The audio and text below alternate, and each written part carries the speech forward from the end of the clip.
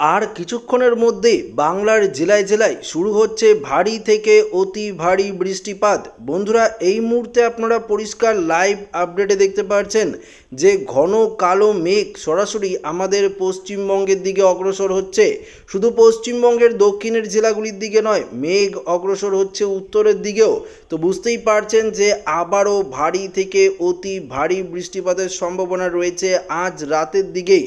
তবে ঠিক কোন কোন জেলাগুলিতে ভারী বৃষ্টিপাতের সম্ভাবনা রয়েছে, এবার দক্ষিণবঙ্গে ঠিক কখন বর্ষার বৃষ্টি শুরু হতে চলেছে, সরাসরি আপনাদেরকে এই ভিডিওটিতে লাইভ আপডেটে জানিয়ে দেব। তো বন্ধুরা, আপনারা দেখতে পাচ্ছেন এই মুহূর্তে আমরা কেরলের দিকে যদি দেখি, কেরল, ম্যাঙ্গালুরু থেকে শুরু করে বেঙ্গালুরু, কোয়েম্বাটোর, তাঞ্জাবের, পুদুচেরি, চেন্নাই, নেল্লোরের দিকে কিন্তু অলরেডি বর্ষা প্রবেশ করে গিয়েছে। অর্থাৎ দক্ষিণ ভারতের দিকে বর্ষা কিন্তু ক্রমশ প্রবেশ করে দিয়েছে। পাশাপাশি আন্দামান নিকোবরের দিকেও বর্ষা প্রবেশ করেছে এবং আমাদের আলিপুর আবহাওয়া দপ্তর জানিয়ে দিয়েছে যে উত্তরবঙ্গ, অসম, মণিপুর, মেঘালয়, মিজোরামের দিকেও বর্ষা প্রবেশ করেছে। তবে দক্ষিণবঙ্গের দিকেও প্রাক বর্ষার বৃষ্টি শুরু হয়েছে। পুরোপুরিভাবে বর্ষা কখন প্রবেশ করবে আপনাদেরকে জানাবো। তো তার আগে আমরা দেখে নেব বৃষ্টি এবং বজ্রমুডে গিয়ে এই মুহূর্তে ঠিক কোথায় কোথায় বৃষ্টিপাতের সম্ভাবনা, আজ রাতে কোথায় কোথায় বৃষ্টিপাত বাড়তে চলেছে। তো সমস্ত কিছু আপনাদেরকে জানাবো, সঙ্গে থাকবেন। তো প্রথমত দেখতে পাচ্ছি কলকাতার দিকেও বৃষ্টিপাত রয়েছে, তবে ভারী বৃষ্টি থাকছে বর্ধমান বাঁকুড়ার দিকে ভারী বৃষ্টি থাকছে। পাশাপাশি সোনামুখী, বিষ্ণুপুর, কতুলপুর, আরামবাগ, চন্দ্রকোনা, গোয়ালতর এই জায়গাগুলিতে থাকছে আরও ভারী লেভেলের বৃষ্টি। এবং উত্তর দিকে যদি আমরা দেখি তাহলে দেখতে পারবো মালদা, দিনাজপুর বৃষ্টি থাকছে, গঙ্গারামপুর বৃষ্টি থাকছে, রায়গঞ্জ এদিকে যদি দেখি তাহলে আরও লক্ষ্য করতে পারবো ইসলামপুর এবং শিলিগুড়ি, ওদলাবাড়ি, কার্শিয়াং, দার্জিলিং, লাভা থেকে শুরু করে জলপাইগুড়ি, ধূপগুড়ি থেকে শুরু করে এদিকে শীতলকুচি, কোচবিহার, আলিপুরদুয়ার, শ্রীরামপুর অসমের দিকেও থাকছে ভারী বৃষ্টি। অসমের বাকি জায়গাগুলিতে গোয়ালপাড়া, পথশালা থেকে শুরু করে দেখতে পাচ্ছেন তেজপুর থেকে শুরু করে নর্থ লক্ষিমপুর, জোরহাট, বোকো এদিকে থাকছে আরও ভারী লেভেলের বৃষ্টি। তবে পশ্চিমবঙ্গ, অসমে তো দেখলাম বৃষ্টিপাতের সম্ভাবনা বাংলাদেশের দিকেও কিন্তু রয়েছে, যেমন ফরিদপুর, ঢাকা, নাগেরপুর, কাশবিয়া, লোহাগড়া, যশোর, মাদারীপুর এই সাইডেও থাকছে ভারী লেভেলের বৃষ্টি। আবারও আপনাদেরকে উপগ্রহ চিত্র থেকে দেখাচ্ছি, দেখতে পাচ্ছেন যে এই মুহূর্তে এই জায়গাগুলির দিকে ক্রমশ মেঘ অগ্রসর হচ্ছে। তার জন্য আমরা দেখতে পাচ্ছি সাতক্ষীরা, খুলনা, লোহাগড়া, মাদারীপুর, পিরোজপুর, বরিশাল, সেনবাগ, ফরিদগঞ্জ, কুমিল্লা, ঢাকা, কাশপিয়া, কিশোরগঞ্জ, লখাই, মৌলভীবাজার, সিলেট, ময়মনসিংহ এদিকে থাকছে ভারী লেভেলের বৃষ্টি। এবং ত্রিপুরা, এই মুহূর্তে ত্রিপুরার আগরতলা, আমবাসা, আমরাপুর, উদয়পুরের দিকেও একটা বৃষ্টিপাতের সম্ভাবনা কিন্তু রয়েছে। বুঝতেই পারছেন যে আবারও কিন্তু ভারী থেকে অতি ভারী বৃষ্টিপাত আজ রাতের দিকে, সঙ্গে বজ্র বিদ্যুৎও থাকছে, এমনটাই আবহাওয়া দপ্তরের পূর্বাভাস। তবে আপনাদেরকে আরেকটু ডিটেলসে জানাই যে রাত্রের দিকে অর্থাৎ মাঝরাতের দিকে যদি আমরা দেখি, মাঝরাতের দিকে কিন্তু বৃষ্টি দক্ষিণবঙ্গে থাকছে না। দক্ষিণবঙ্গের আকাশ পরিষ্কার। মাঝরাতের দিকে গতকালকে যেমন আলিপুরদুয়ার সংলগ্ন বেশ কয়েকটি জায়গায় বৃষ্টিপাত হয়েছিল, আজও কিন্তু আমরা দেখতে পাচ্ছি কোচবিহার থেকে শুরু করে আলিপুরদুয়ার এই জায়গাগুলিতে, দার্জিলিং, কালিম্পং, জলপাইগুড়ির দিকে বৃষ্টি থাকছে। উত্তর বাংলাদেশ, রংপুর থেকে শুরু করে ঘোড়াঘাট এদিকে রাজীবপুর থেকে শুরু করে এদিকে বৃষ্টি থাকছে। এবং অসমের দিকে তো বৃষ্টিপাত থাকছেই রাতের দিকে, দেখতে পাচ্ছেন। এবং বাংলাদেশের পূর্ব দিকটা সিলেট বিভাগ, ময়মনসিংহের দিকেও থাকছে আরও ভারী লেভেলের বৃষ্টি।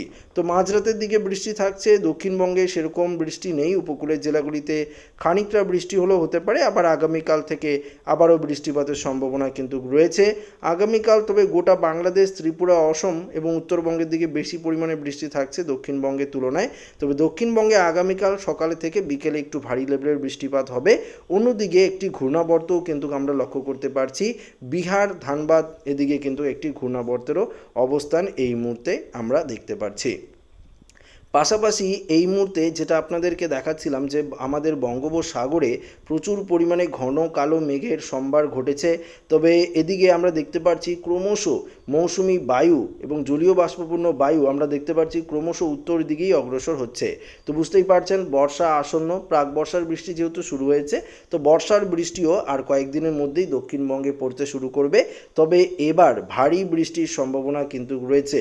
গত কয়েক বছরের তুলনায় এবার কিন্তু আরও আরও ভারী লেভেলের বৃষ্টিপাতে লণ্ডভণ্ড হওয়ার মতন পরিস্থিতি তৈরি হতে পারে পশ্চিমবঙ্গ। পাশাপাশি বাংলাদেশ, ত্রিপুরা এবং অসমের দিকেও থাকছে আরও ভারী লেভেলের বৃষ্টিপাত।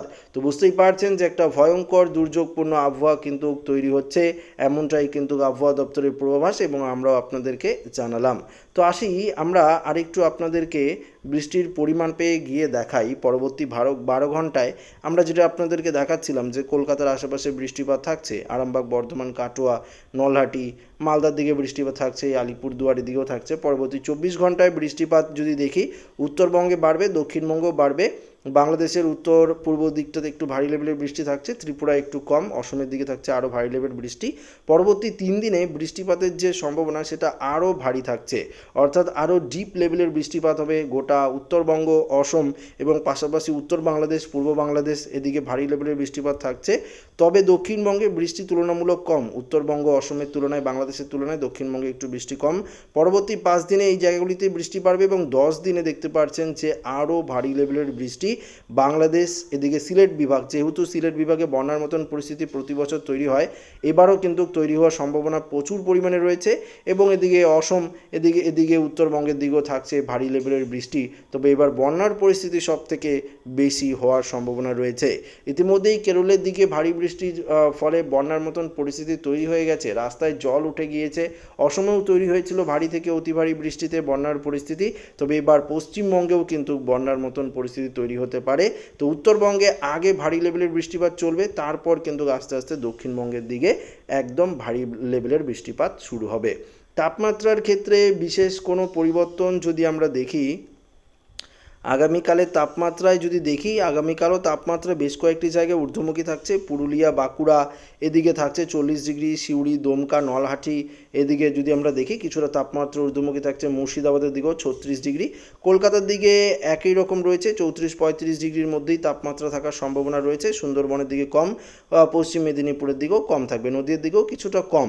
তবে কোচবিহার, আলিপুরদুয়ারে তাপমাত্রা আমরা দেখতে পাচ্ছি, কোচবিহার, আলিপুরদুয়ারেও যদি আমরা দেখি তাপমাত্রা কিন্তু 31-32 ডিগ্রির মধ্যেই থাকবে। শিলিগুড়িতে 30 ডিগ্রি, দার্জিলিংয়ে 24 ডিগ্রি, অসমের দিকে 30-32 ডিগ্রি থাকার সম্ভাবনা, তেজপুরে 31 ডিগ্রি থাকছে, ডিব্রুগড়ে 30 ডিগ্রি, পাশাপাশি বাংলাদেশের সিলেটে 33, ময়মনসিংহ, কিশোরগঞ্জ, কাশপিয়া, ঢাকায় 36 থাকছে, যশোর, লোহাগড়া, মেহেরপুর, এদিকে রাজশাহী, এদিকে সাতক্ষীরা, খুলনা এই সাইডে আবার তাপমাত্রা ঊর্ধ্বমুখী থাকছে।